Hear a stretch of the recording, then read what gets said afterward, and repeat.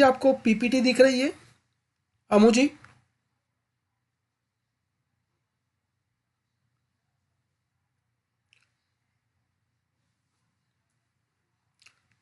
Slides आपको दिख रहा है, मुझे बता दीजिए तो प्लीज़।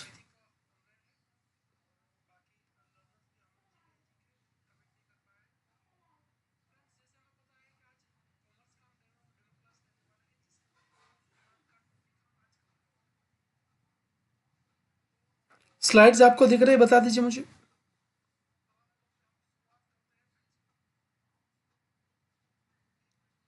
यस, आप अमन है, ओके फाइन। अमन जी चलो बहुत अच्छे।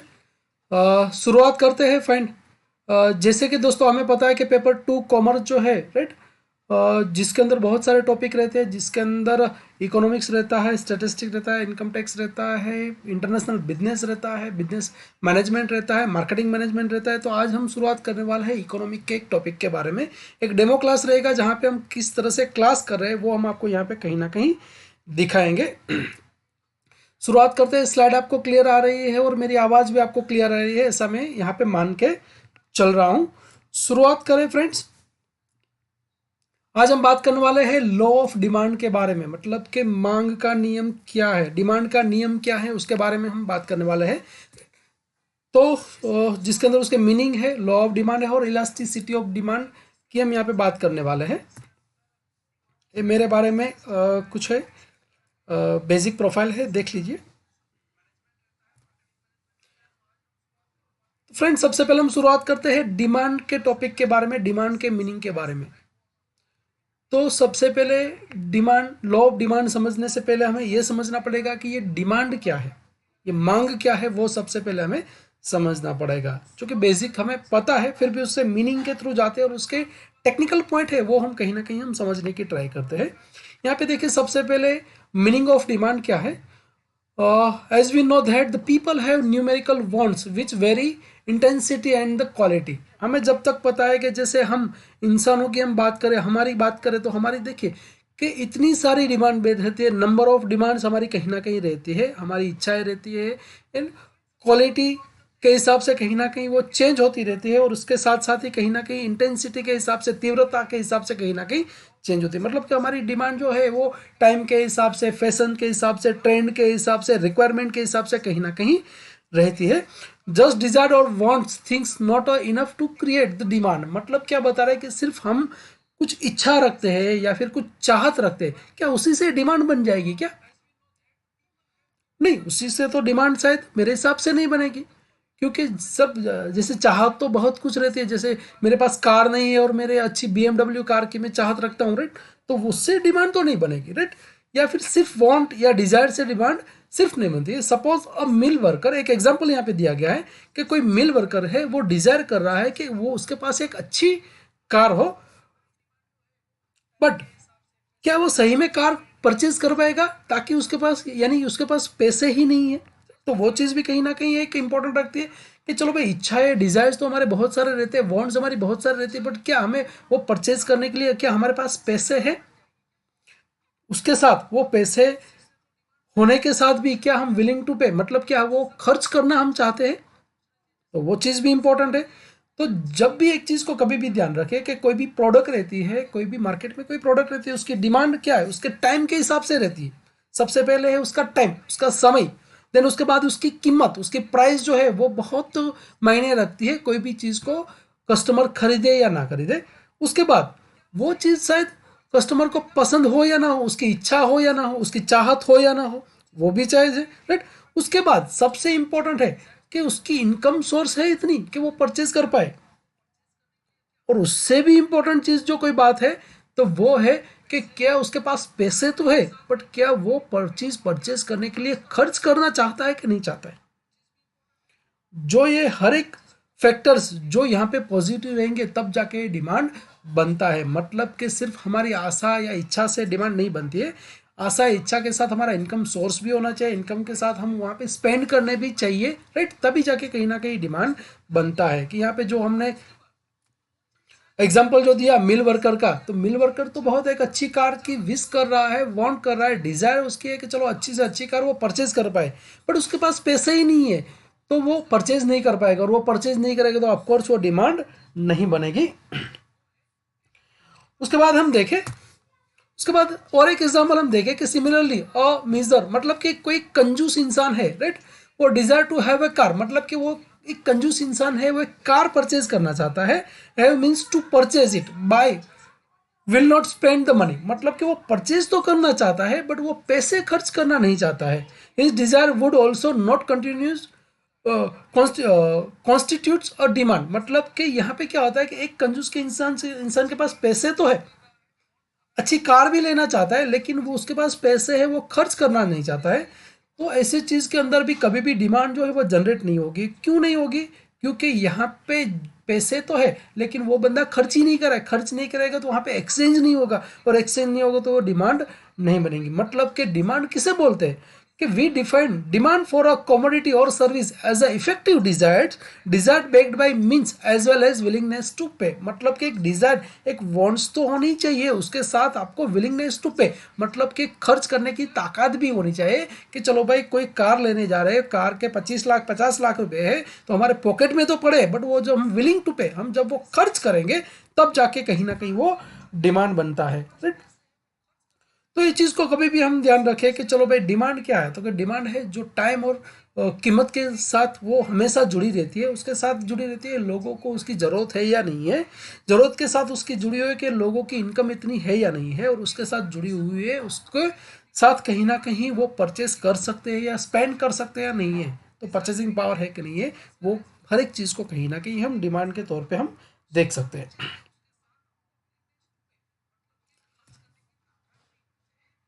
फर्स्ट पेज आपका आ रहा है। ओके, एक मिनट रुक जाइए, तो ऐसा क्यों हो रहा है?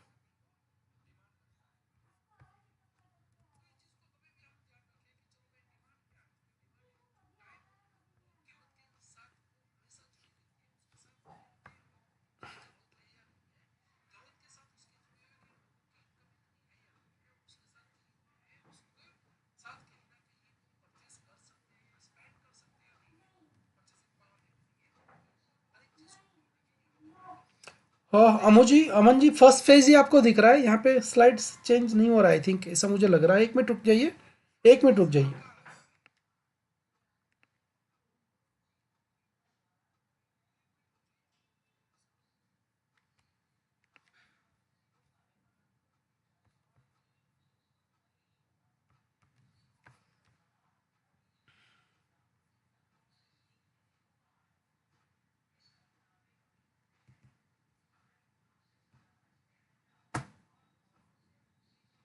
अब दिख रही है, बता दीजिए मुझे।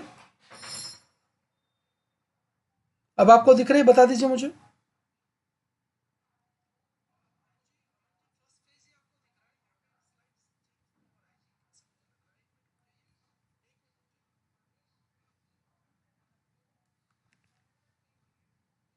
या अब ठीक है, ओके फाइन।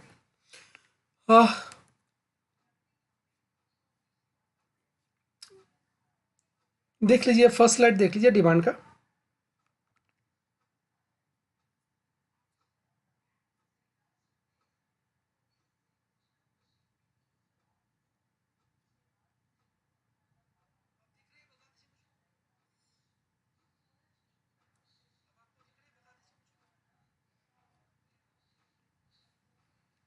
ओके फाइन, सही है, अमू जी सही है।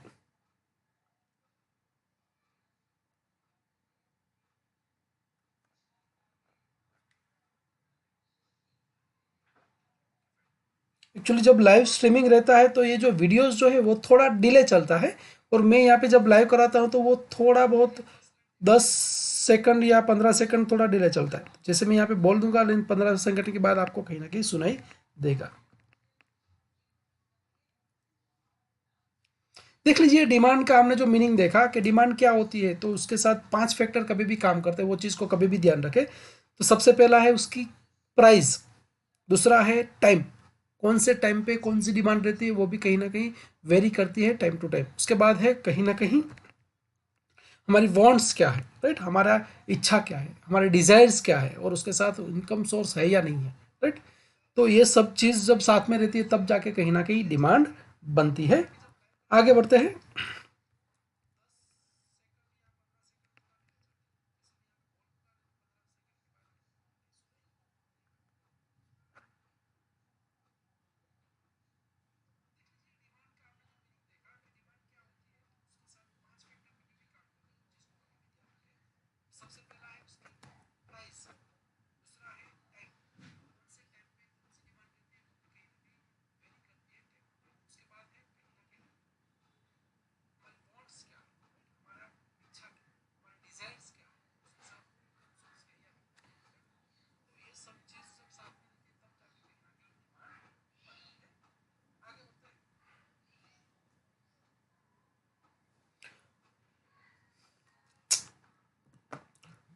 उसके बाद हम देखें the demand arise out of the following three things. जो हमने देखा डिजायर, वांट्स और कमोडिटीज, मतलब कि हमारी डिजायर क्या है, हमारी वांट्स क्या है, या फिर कौन सी चीज़ हम परचेज करना चाहते हैं। उसके बाद एबिलिटी टू पे, मतलब कि हम पे करने की क्षमता रखते हैं, मतलब कि इतना खर्च करने के हमारे पास पैसे है या नहीं है, दूसरी चीज़। और थर्ड इम्पोर्टेंट थिंग जो है कि विलिंगनेस टू पे, मतलब कि क्या हम ये चीज़ को परचेज करने के लिए खर्च करना चाहते हैं कि नहीं चाहते हैं, राइट। तो हर एक चीज़ को कहीं ना कहीं वो मायना रखते हैं। तो only when this all are three things are present then the consumer present his demand in the market, मतलब कि ये तीन चीज़ जब रहेगी, उसकी वांट, उसकी डिज़ायर और उसके सामने जो कमोडिटी के लिए जो है उसके साथ एबिलिटी टू पे, मतलब उसके पास पैसा रहेगा और उसके साथ पैसे होने के साथ वो स्पेंड करने की कहीं ना कहीं क्षमता रखेगा, तब जाके कहीं ना कहीं डिमांड बनती है। तो वो चीज़ को कभी भी ध्यान रखें। आगे बढ़ते हैं। उसके बाद हम देखें लो ऑफ डिमांड क्या है। ये जो मांग है, मांग का नियम क्या है, वो कैसे काम कर रहा है। और जैसे हम देखें कि मार्केट में बहुत बार फ्लक्चुएट रहता है, कभी भाव गिर जाते हैं, कभी भाव बढ़ जाते हैं, कभी तेजी होती है, कभी मंदी होती है, तो कैसे पता चलता है या फिर ऐसे क्यों होता है। तो वो चीज़ को कभी भी हम यहाँ पे देखें कि लॉ ऑफ डिमांड की जब हम बात करें तो law of demand express a relationship between the quality of demand and it's price, quantity of demand and price, sorry. मतलब कि जो भी मार्केट के अंदर जो भी हम प्रोडक्ट रख रहे हैं वो, और प्रोडक्ट का जो प्राइस है वो उस पर कहीं ना कहीं उसके साथ रिलेशन जुड़ा हुआ था। कभी भी एक चीज़ को हम देखें कि मार्केट में जब एक चीज़ 100% प्राइस में मिल रही है तो हम क्या करेंगे कि चलो भाई कभी भी शायद हम वो चीज़ वो टाइम पे शायद परचेज ना भी करें, ऐसा शायद हो सकता है, राइट। बट उसके साथ हम देखें कि जब भी वही चीज़ जो 100 रुपये की चीज़ हमें 50% में मिल रही है, राइट, या फिर 50% 60% डिस्काउंट में मिल रही है, तो वो चीज़ हम परचेज करेंगे, राइट। तो कहीं ना कहीं कीमत जो प्राइस जो है वो कहीं कहीं ना उसके साथ जुड़ी हुई है, रिलेशन से साथ जुड़ी हुई है, राइट। तो वो चीज़ को कभी भी ध्यान रखें कि जो भी क्वांटिटी उसके साथ उसकी डिमांड उसके प्राइस के साथ जुड़ी हुई है। It may be defined in Marshall word, Marshall ने जो बताया है कि the amount demanded increase with a fall in the price, मतलब कि कभी भी डिमांड मार्केट में तो ही बढ़ सकती है जो उसका प्राइस जो फॉल हो, मतलब कि उसकी प्राइस कम हो। And the diminishes with a rise in the price, मतलब कि जो प्राइस उसका ज़्यादा होगा, मतलब जो 100 रुपये की चीज़ जब 150 रुपये में मिलेगी तब जाके उसकी डिमांड कम भी हो सकती है, और 100 रुपये में 50 रुपये में वो प्रोडक्ट मिल जाए 100 रुपये वाली, तो उसकी प्राइस जो है वो ज़्यादा हो सकती है। Thus the expression as the inverse relation between the price and the demand, मतलब कि वो दोनों के रिलेशन जो है वो इनवर्स है, अपोजिट रिलेशन है। वो चीज़ को कभी भी ध्यान रखें। जो प्राइस बढ़ेगा तो कीमत बढ़ेगी, तो डिमांड ऑलवेज कम होगी, और कीमत जो ज़्यादा होगी कम होगी तो प्राइस प्रोडक्ट जो है सॉरी डिमांड जो है ऑलवेज ज़्यादा होगी। वो चीज़ को कभी भी ध्यान रखें। तो लॉ ऑफ डिमांड जो है वो रूल पे कहीं ना कहीं काम करता है। उसके साथ हम देखें उसके साथ हम देखें, एक मिनट रुक जाइए। यहाँ तक क्लियर है, मुझे बताइए, यहाँ तक क्लियर है।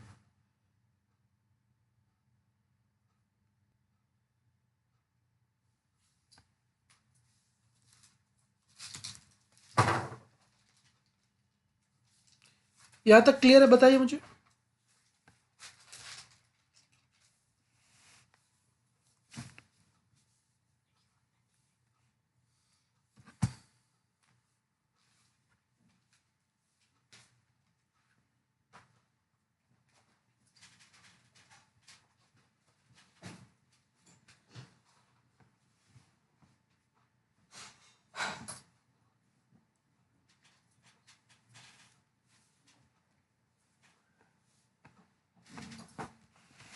यहाँ तक क्लियर है, बता दीजिए मुझे।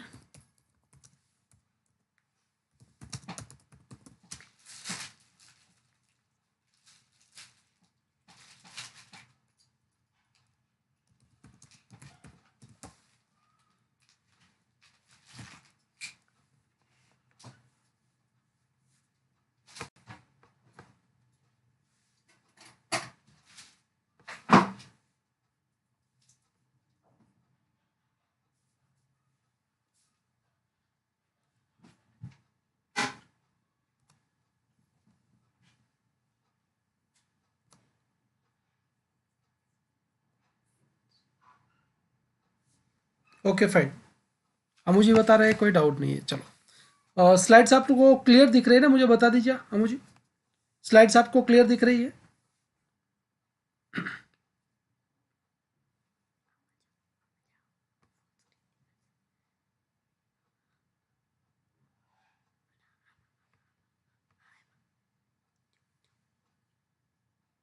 Okay great, fine. उसके आगे बढ़ते हैं।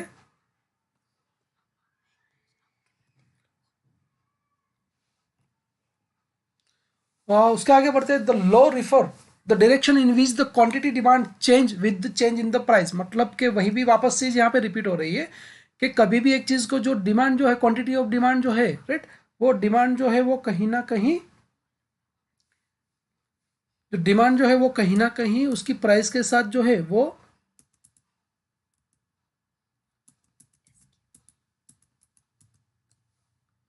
चेंज होती रहती है। एक मिनट रुकिए, मेरी स्लाइड यहाँ पे क्यों चेंज नहीं हो रहा है, इसलिए मैं कहीं ना कहीं वेट कर रहा हूँ। ओके फाइन, सही है, सही है। चलो, तो डिमांड की क्वांटिटी जो है उसके प्राइस से कभी भी वो चेंज होगी, वो चीज को कभी भी ध्यान रखें। आगे देखते हैं। On the figure it is the represent by the slope of the demand curved with the normally negative through out its length, right. The inverse price demand relation is based on the thing the remaining equal.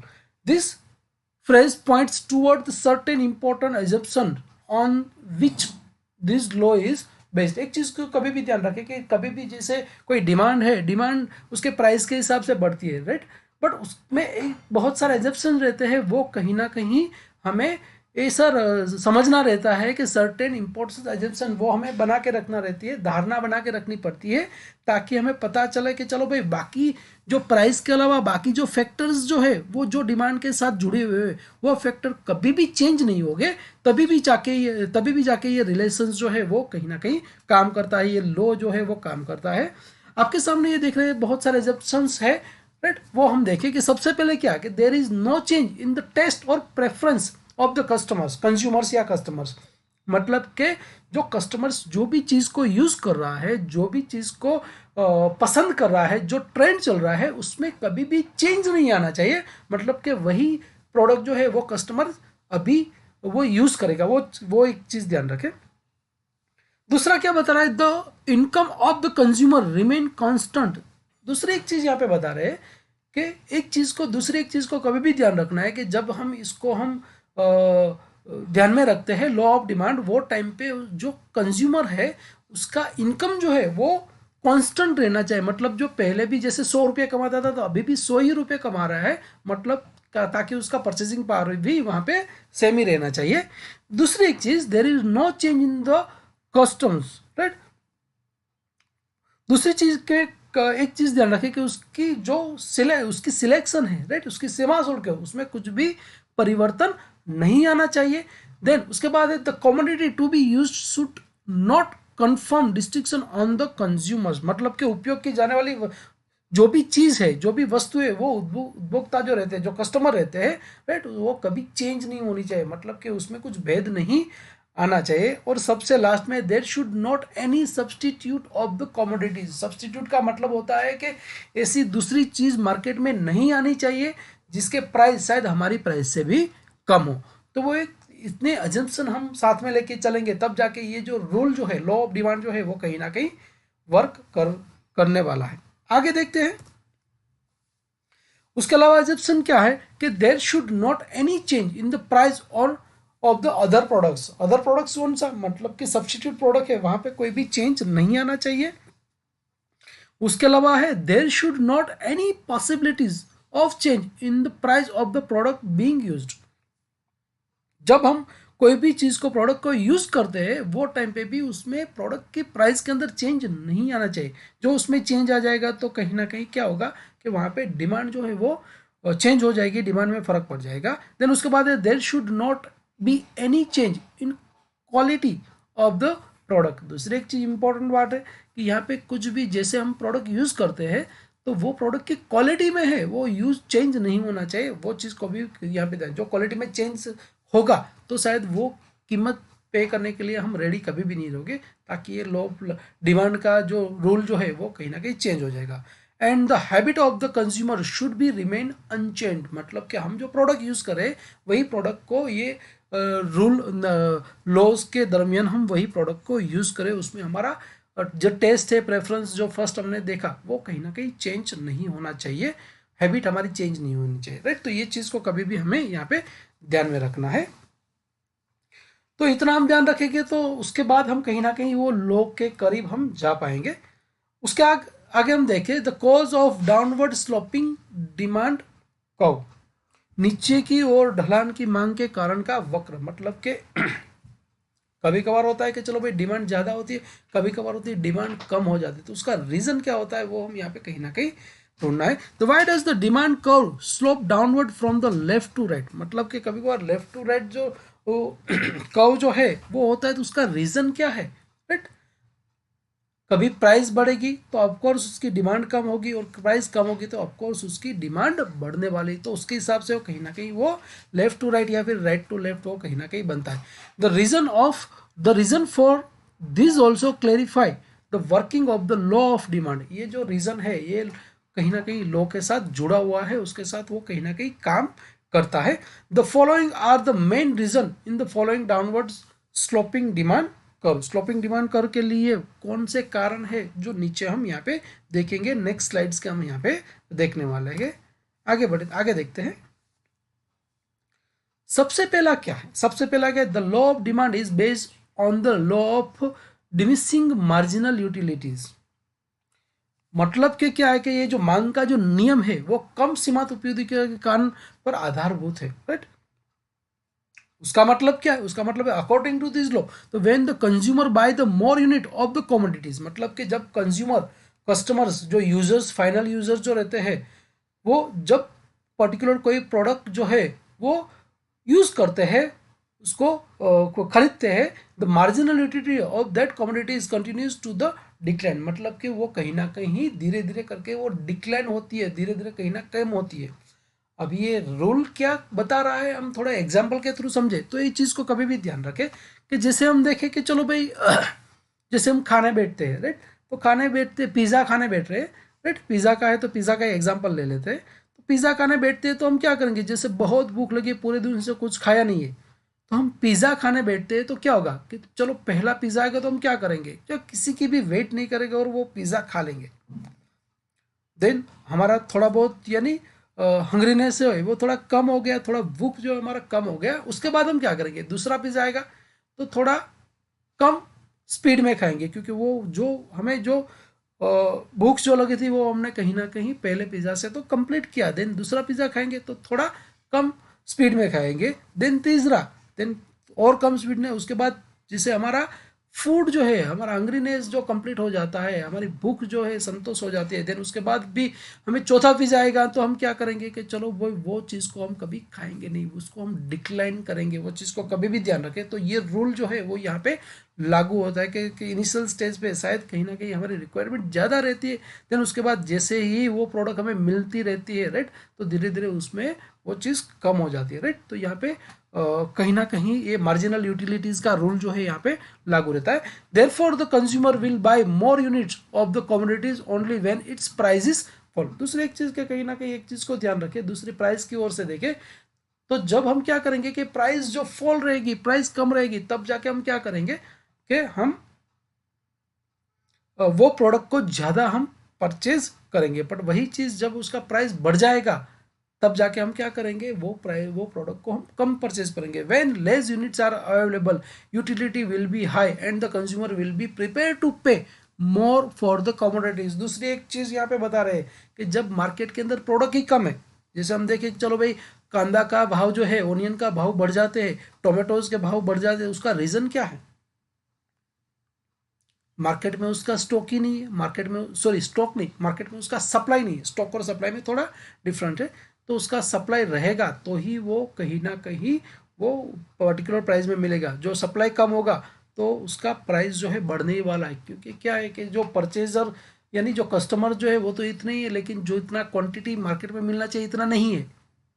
तो जो minimum quantity है, right, वो quantity को purchase करने के लिए customer क्या करेंगे, कंज्यूमर क्या करेंगे, जो जरूरत है उससे ज़्यादा कीमत भी पे करेंगे और वो प्रोडक्ट लेने की ट्राई करेंगे, राइट। जिसको जो जैसे कांदा है, पोटैटोज है, टोमेटोज, उसमें बहुत बार हम कहीं ना कहीं देखते रहते हैं। उसके बाद क्या बता रहे हैं कि this prove that the demand will be more at the lower price and it will be the less at the higher price. मतलब कि डिमांड जो कभी क्या होता है, demand will be more at the lower price, मतलब कि जब कम प्राइस रहेगी तब डिमांड ऑलवेज ज़्यादा रहेगी। और दूसरी चीज़, जब ज़्यादा प्राइस रहेगी तब ऑलवेज उसकी डिमांड ऑलवेज कम रहेगी। वो चीज़ को कभी भी हमें डिमांड, लॉ ऑफ डिमांड के अंदर ध्यान रखना है। That is why the demand curve is somewhat sloping. बस इसीलिए वो डाउनवर्ड स्लोपिंग जो है वो होता रहता है। यहां तक बता दीजिए अवन जी, क्लियर है?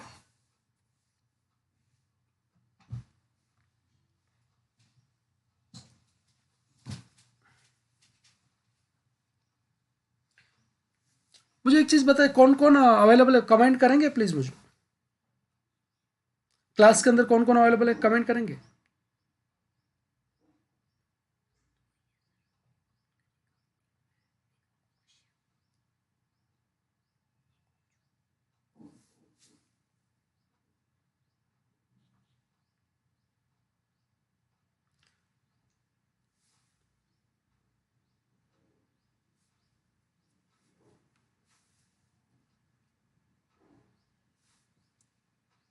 ओके, क्लियर है, बहुत अच्छे।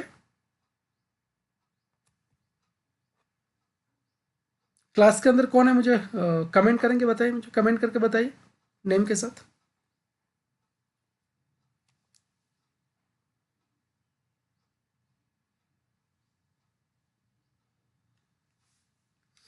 उसके अलावा भी देखिए और भी बहुत सारे रीजन है डाउनवर्ड के। यहाँ पे देखिए जैसे every community has the certain consumer but when it's the price fall the new consumer start consuming its, as a result demand increase. दूसरी एक चीज़ यहाँ पे बता रहे हैं कि जैसे प्राइस पर्टिकुलर है वो टाइम पे तो कंज्यूमर हमारे रहेंगे रहेंगे, बट उसका प्राइस कम होगा। उसके अलावा क्या है, the other effect of change in the price of the commodity, it's the substitutes effect. दूसरी एक चीज़ कि चलो भाई हमारी जो एक प्रोडक्ट है उसके सब्सटीट्यूट इफेक्ट, मतलब कि सब्सटीट्यूट प्रोडक्ट है जो उसमें प्राइस में इफेक्ट हुआ, कि जैसे हम मार्केट में हम जैसे कार लेने जाते हैं तो एक कार है और उसके सामने दूसरी कार, जैसे हमने मारुति की कार लेना सिलेक्ट किया बट उसके सामने दूसरी एक हुंडई का कार है, राइट। वो क्या करेंगे, अपने प्राइस जो कम करेगी तो वो टाइम पे हम क्या करेंगे कि मारुति को न लेके हम हुंडई पे जाएंगे, क्योंकि ज़्यादा फीचर्स मिल रहे हैं और कम प्राइस में मिल रहे हैं तो हम क्यों ना जाए, राइट। तो वो टाइम पे भी कभी ये होता है। तो ये सब्सटीट्यूट प्रोडक्ट का प्राइस जो रहता है वो भी कहीं ना कहीं इफेक्ट करता है, तो वो चीज़ को भी कभी भी ध्यान रखें। उसके बाद है person in the different income group of every society. दूसरी एक चीज़ यहाँ पे देखें कि हर एक जगह पे देखिए अलग अलग सोसाइटीज़ में हर एक सोसाइटी सिटीजन रहते हैं, सोसाइटी मेंबर्स रहते हैं, पर्सन रहते हैं, उसका इनकम अलग अलग रहता है।